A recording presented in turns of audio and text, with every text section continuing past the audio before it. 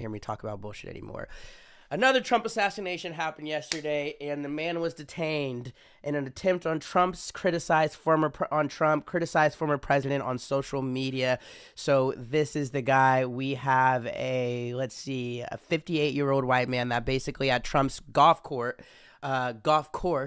Sound like I've never golfed before. I promise I have. On his Mar-a-Lago golf course in Florida yesterday, there was an attempted assassination on Trump.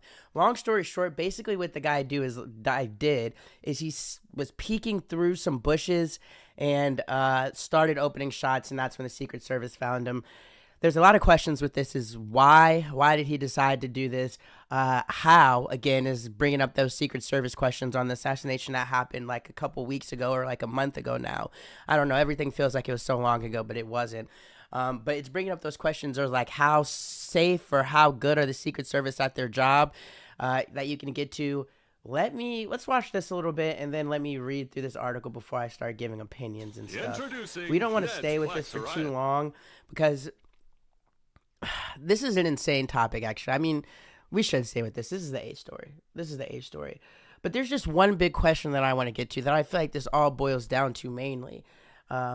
This one seems a lot more open and shut as far as like, why did this guy want to do that? I feel like the Matthew Crooks assassination, the kid, we never really got more about that than he was just some kid that wanted attention, that wanted to have a moment, which never feels right for me. But let's watch this. 3 minutes. Our investigative team has been going through the internet, going through various social media websites, and we now know that this is Ryan Wesley Routh. He is age 58. The images that you are seeing here are publicly available on social media websites, and these are posted, the ones that you saw with the Ukrainian flag behind him and with various soldiers, that he went to Kyiv, he went to Ukraine, went to the front lines, and he traveled there in 2022. He was raising money for the war effort. He personally traveled there. He was encouraging others to join among his friends, as well as just across social media, encouraging this fight for democracy, as he was writing on social media.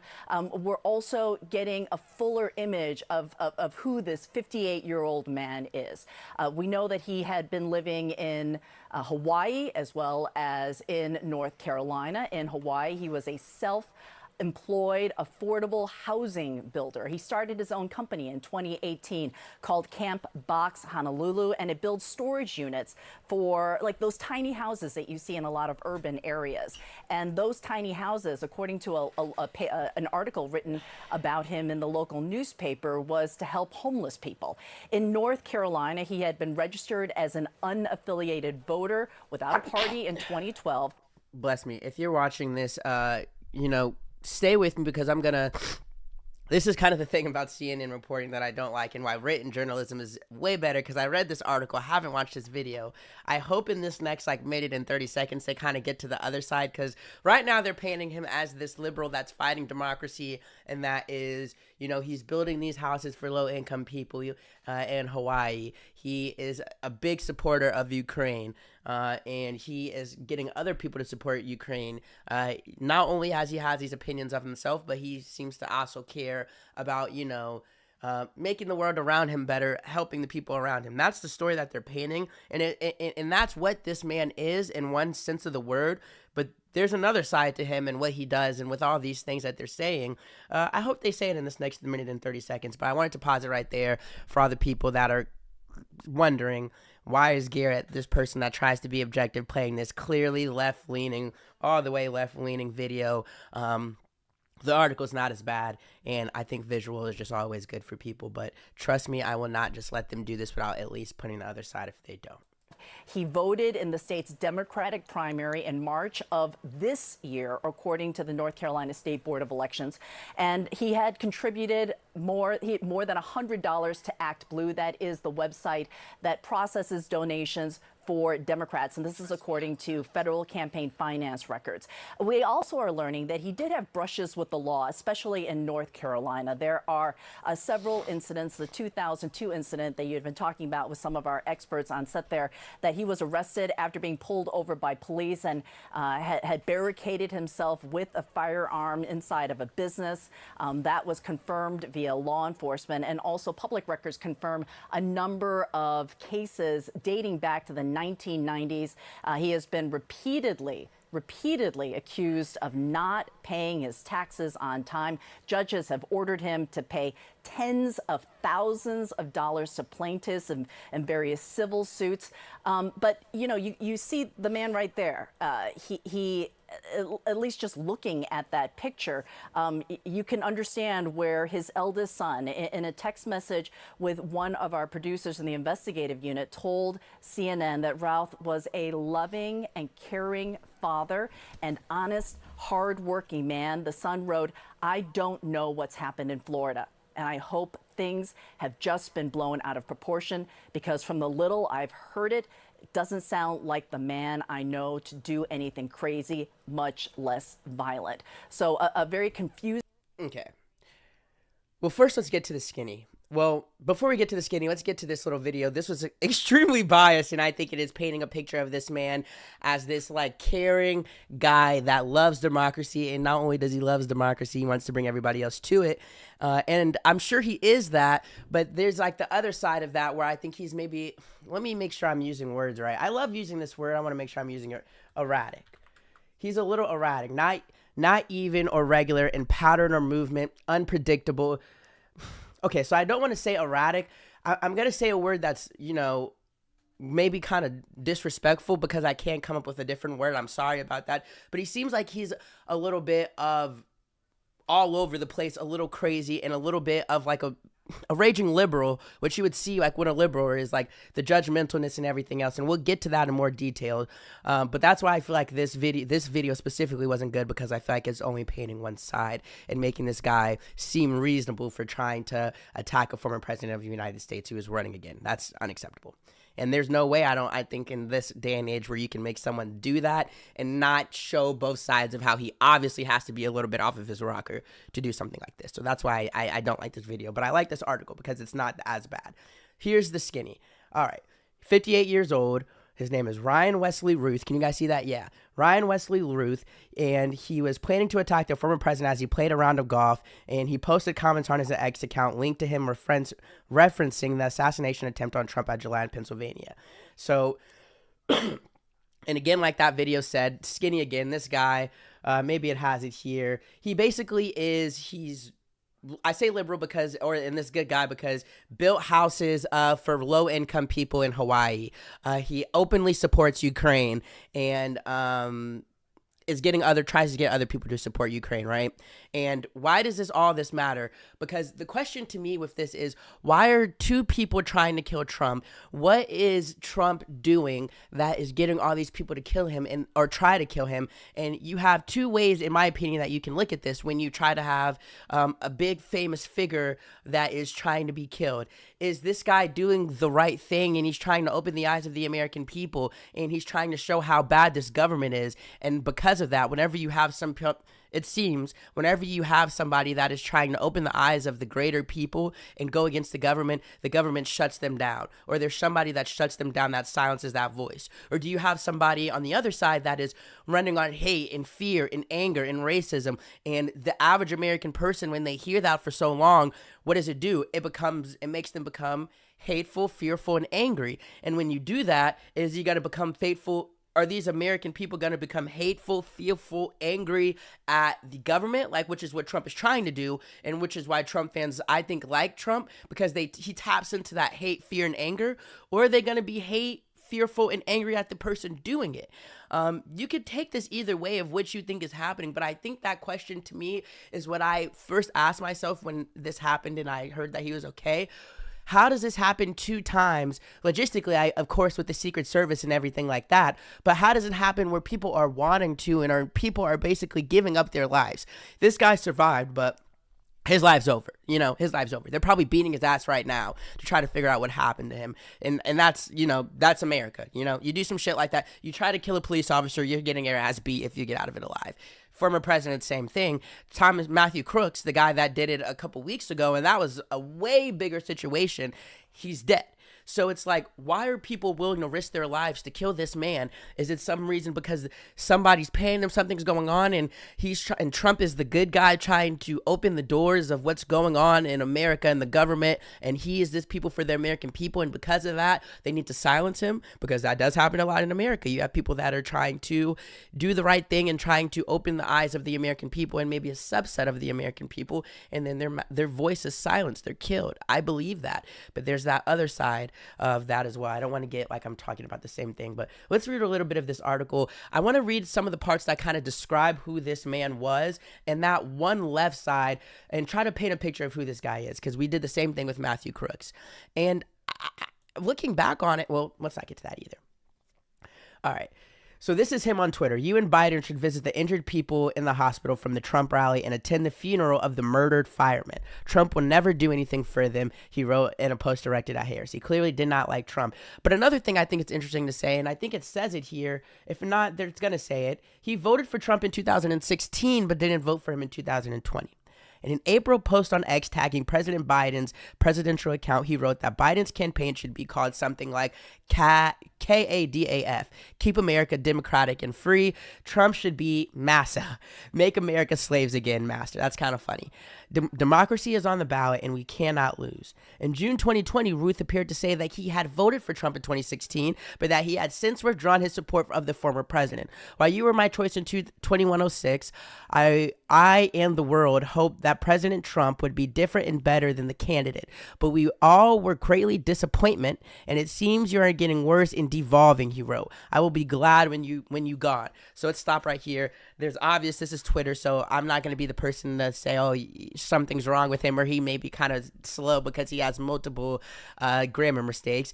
But I think the fact that he voted for Trump in 2016 is interesting at the very least, telling, depending on how you want to look into it, this is somebody that believed in Trump.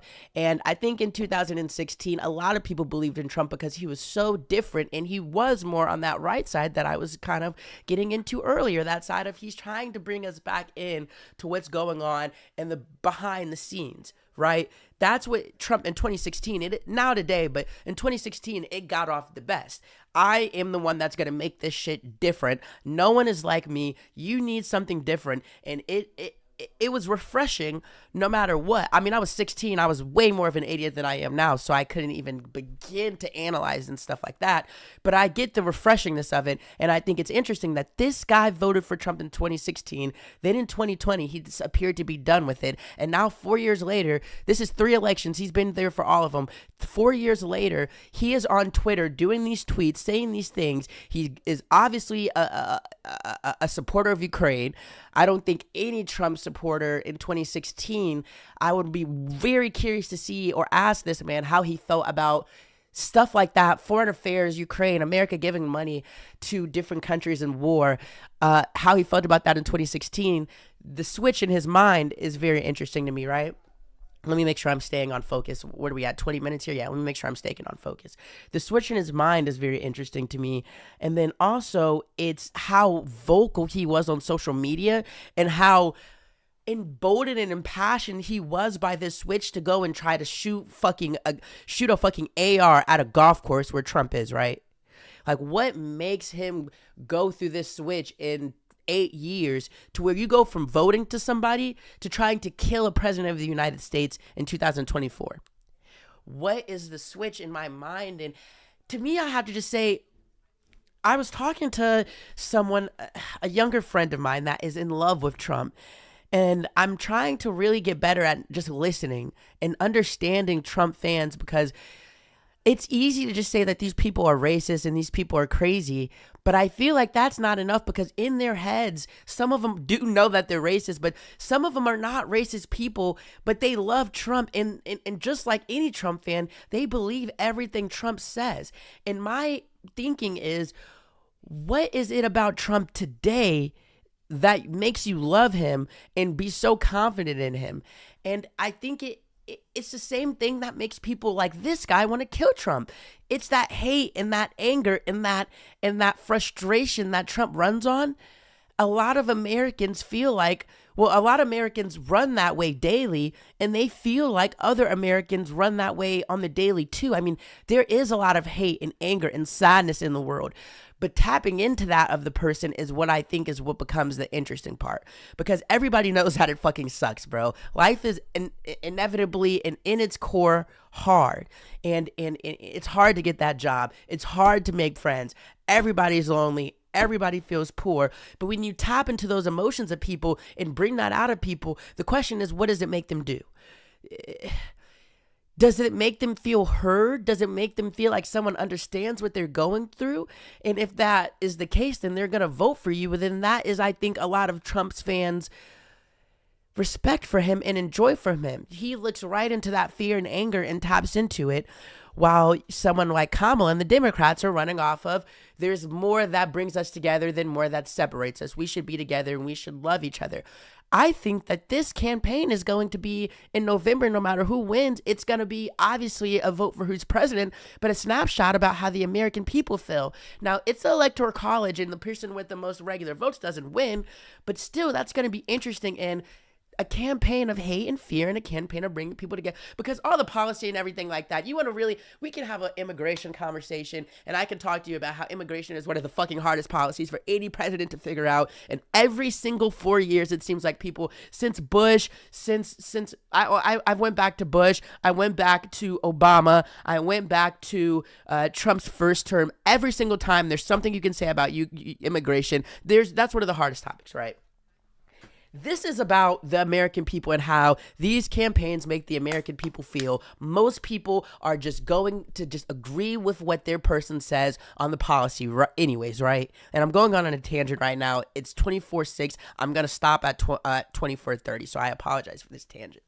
But I think what's really interesting to me, and I bring this up because this is a guy that liked Trump, and he liked the difference, but over 8 years, I have to ask myself, was it the policy? Was it how your life was American? Like, was he paying more taxes? Did he hate the way that Trump handled COVID? Did he hate the way that Trump, when his immigration, the thing that you could say about him when he was president is that he was separating families, that he was putting families into like asylums, not the asylums for crazy people, but the asylums where, like, you know, basically the internment camps where they're separating families. Does he not like that? Is that why he's going for Ukraine and he is more, or is it that, or is it also a little bit of you get tired of like fucking just having someone speak to the worst parts of your human existence? And that is a part of human existence, and it is something that has to be addressed, which is what the Democrats don't do. But running on it, I think to the average person, after 4 years of it, 8 years of it, it becomes tiring, sad, and it doesn't seem to help with anything. Is that kind of what it is? But let me continue with this article a little bit. Ties to North Carolina, where public records show he registered as an unaffiliated voter in 2012. This is a guy that goes back and forth, unaffiliated voter, something that's also interesting to me. He's contributed more than $100 to Act Blue, which processes donations for Democrats' federal campaign finance, records show.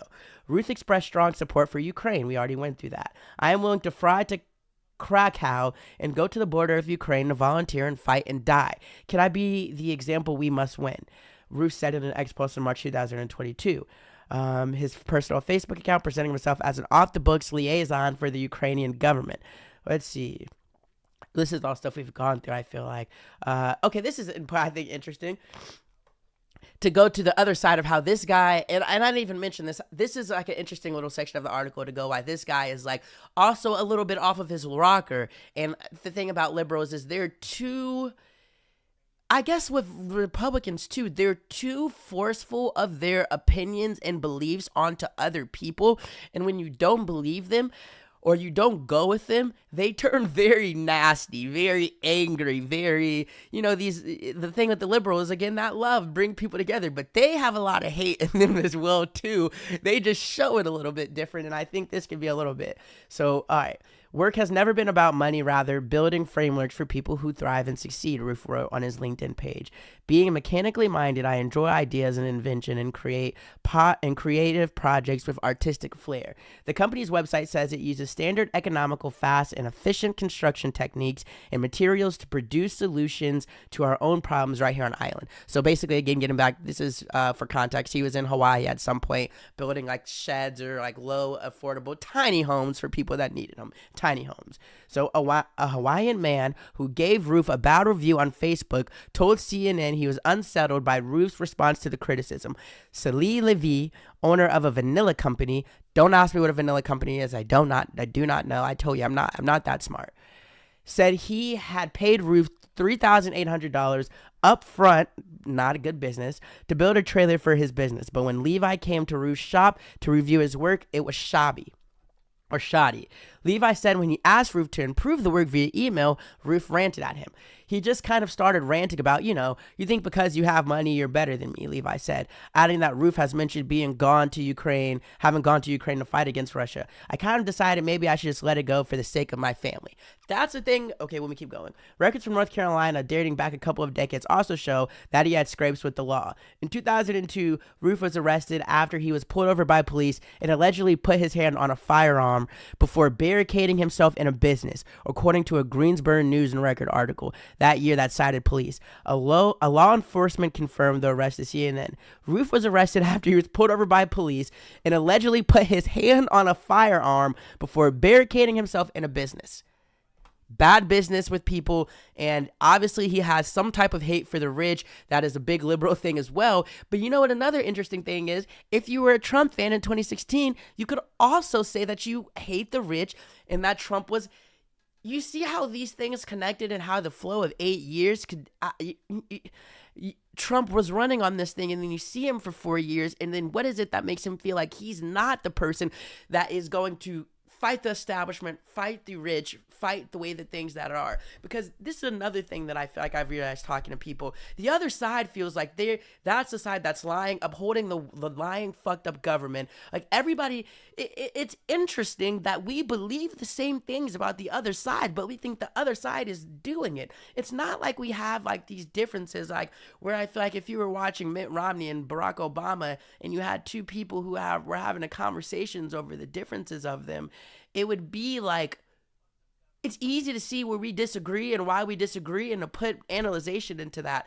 But when you get to analyzing and talking to a raging liberal, who this guy seems to be and turned into, and a raging Republican that wears his MAGA hat every day, when you get to the core of why they're voting for the same person, yeah, the Republicans going to get to immigration and they're going to get to foreign affairs and they care about that and it does matter to them in their soul. And yeah, with the liberals, you're going to get to abortion and you're going to get to women's rights and you're going to get to having control over your body. And that, of course, matters to them. But I feel like when you get down to the root of it and when they get angry, passionate, start to talk louder, start to get emboldened, it's because they feel like the government is lying to them and is wrong and is tricking them. And they feel like the other side is the one propping that up. And it's like, if we both feel like the same thing is... My question, and that I have to keep analyzing and don't understand yet, is we both feel like, in my opinion, I could be so off with this, but we both feel like the same thing is happening. What are they? Are these campaigns all a sham on both sides? Are they together? It makes me feel like they're even more together because we're saying the same things. And I think this guy that went from Trump to, in 8 years, a Democrat so angry at the other side that he's willing to kill Trump shows that they're looping us. And I feel... It's something that I have to write about, analyze, and I want to talk to people smarter about me, but it's something that I can't help noticing. And the thing with this guy, I keep, I guess, forgetting about it, is this guy's a little bit, of course, that's crazy. This guy's, of course, a little bit off of his rocker because getting pulled over by police, bad business. And again, another thing that you can see with liberals a lot is that they will rant on you. That was interesting to me, that they will do a rant and they will go off on you in a second about something. But this is just interesting. He wasn't paying his taxes.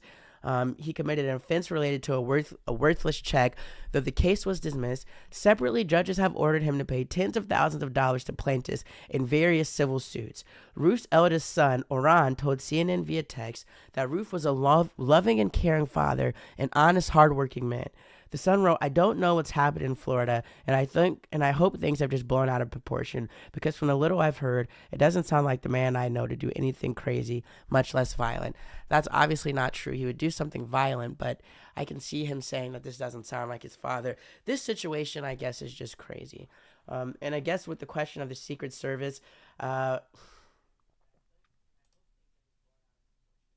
guess I'll end this with this.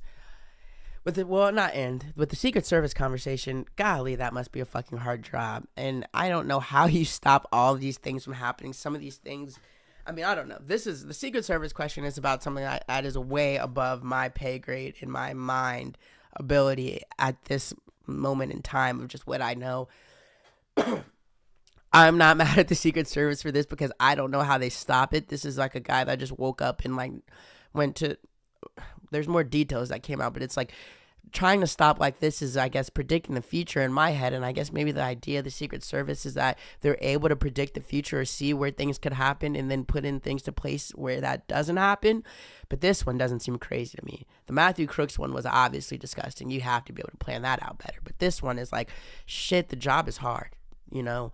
But more will come out about the Secret Service, just what they could have done to prevent this and how angry are people going to be at the Secret Service. I don't think this was like a crazy thing of the Secret Service. This is a crazy thing of just where the world is nowadays and the control and power people have to be able to do more than I think they know. And, you know, when I say that, the power and control, get a gun together, figure out where the president's going to go and just sit and try to kill him. I mean, that's a power people have. And it's scary, but it's the world we live in today. And how do you expect people to stop that, you know, every single day? If there's going to be people that are of the mind that they want to use their power and what they have of it to try to kill Trump. I could sound ignorant for saying all that. I realize that. And I think in the days to come, there will be more about the Secret Service that comes out and I'll be able to do that, right? With this, I just want to quote a song from, I can't think of who it is right now, but, you know, one of the best R&B, rhythm and blues, soul songs. What the fuck? Let me see. What's going on? Marvin Gaye. To quote the great Marvin Gaye, I can't help but ask myself what's going on in the way that the media is pushing us, the way these campaigns are talking to us, and how the way they're talking to us may be connected to each other. Feels like a question that I have to be asking myself.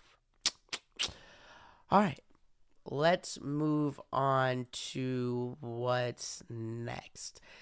You know, I'm going to go to this